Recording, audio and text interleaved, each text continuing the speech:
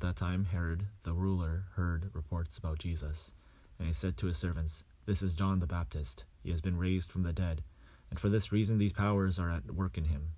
For Herod had arrested John, bound him, and put him in prison on account of Herodias, his brother Philip's wife, because John had been telling him, "It is not lawful for you to have her," though Herod wanted to put him to death, that he feared the crowd because they regarded him as a prophet.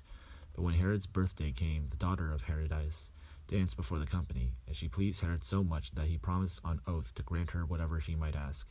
Prompted by her mother, she said, "Give me the head of John the Baptist here on the platter." The king was grieved, yet out of regard for his oaths and for the guest, he commanded it to be given. He sent and had John beheaded in the prison. His head was brought on a platter and given to the girl, who brought it to her mother. His disciples came and took the body and buried him. Then they went and told Jesus. Now when Jesus heard this, he withdrew from there in a boat to a deserted place by himself. When the crowds heard it, they followed him on foot from the towns.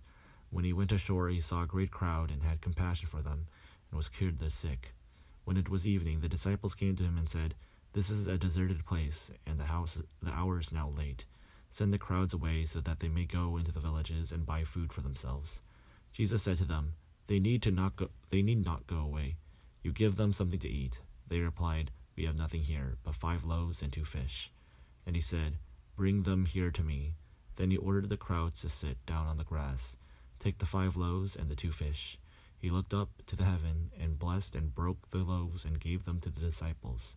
The disciples gave them to the crowds, and all ate and were filled, and they took up what was left over of the broken pieces, 12 baskets full, and those who ate were about 5,000 men, besides women and children.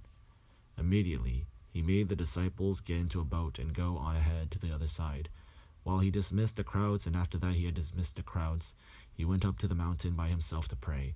When evening came, he was there alone, but by this time the boat, battered by the waves, was far from the land, for the wind was against them.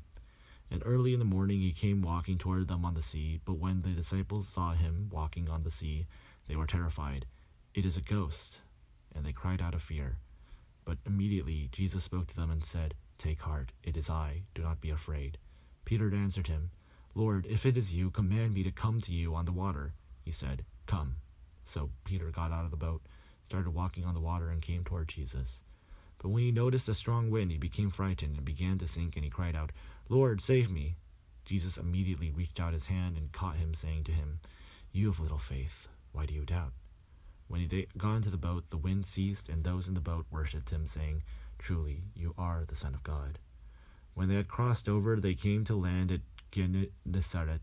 After the people of the place recognized him, they sent word to the whole surrounding region, and people brought all who were sick to him, and begged him that they might touch even the fringe of his cloak, and all who touched it were healed.